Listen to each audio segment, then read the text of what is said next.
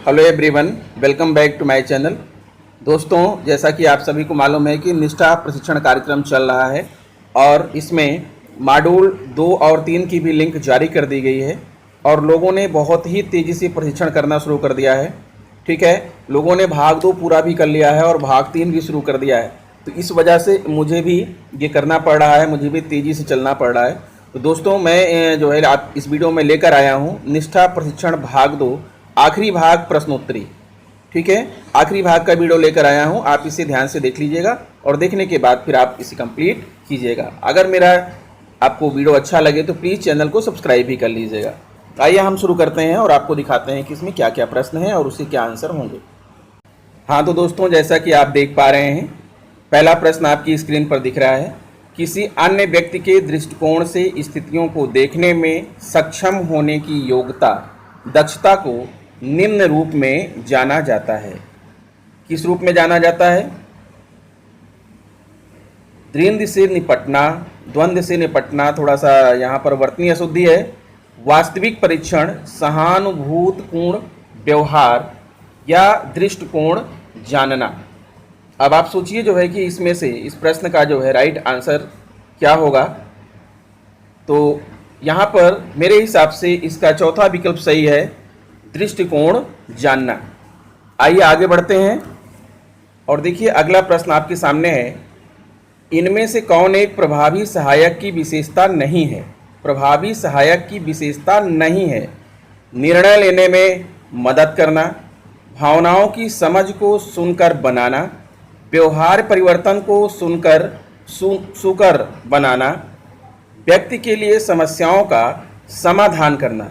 इसमें से आपको बताना है एक प्रभावी सहायक की कौन सी विशेषता नहीं है। ये आपको ढूंढना है और बताना है कि इसका जो है क्या राइट आंसर होगा।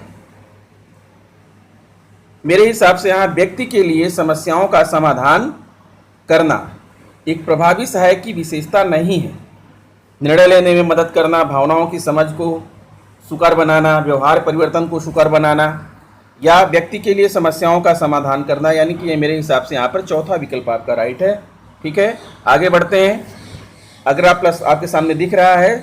चौकस श्रवण कौशल उपस्थित होने के लिए एक शिक्षक को छात्रों के निम्नलिखित पर ध्यान देने की आवश्यकता होती है।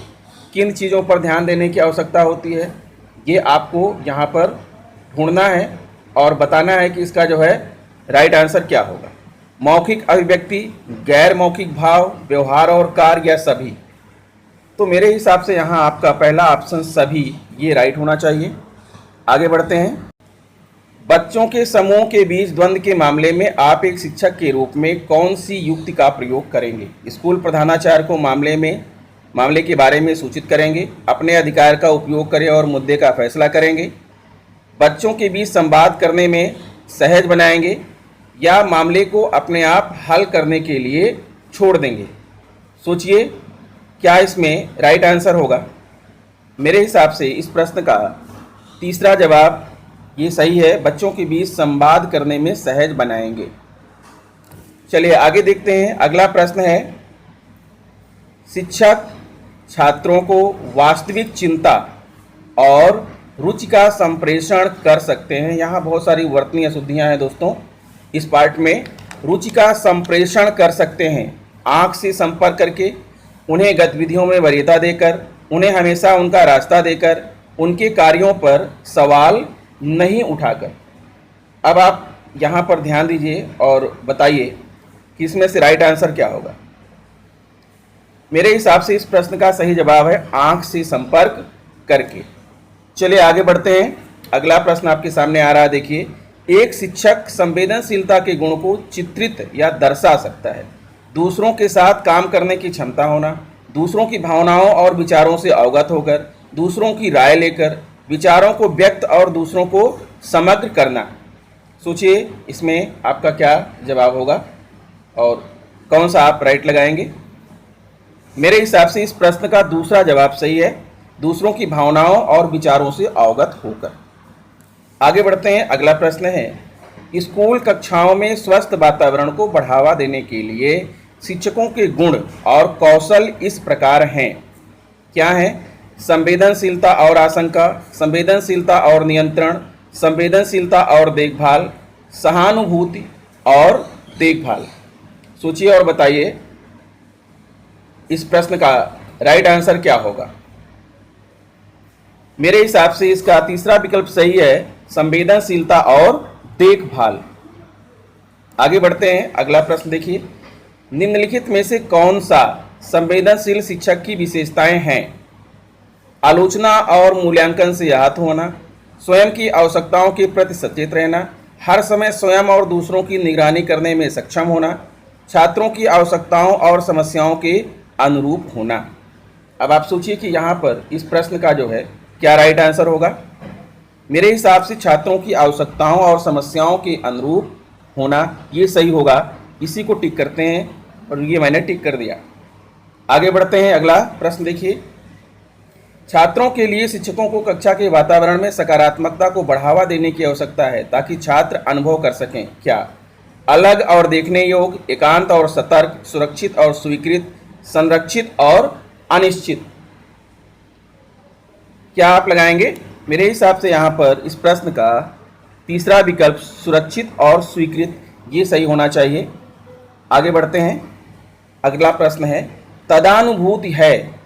तदानुभूति, तद अनुभूति, अपने स्वयं को समझना, दूसरों के लिए खेद महसूस करना, अपने और दूसरों से तर्क करना, किसी और की तरह महसूस करना और सोचना। अब आप सोचिए कि इस प्रश्न का राइट आंसर क्या होगा। मेरे हिसाब से इस प्रश्न का सही जवाब है किसी और की तरह महसूस करना और सोचना, ये इसका राइट आंसर होना चाहिए।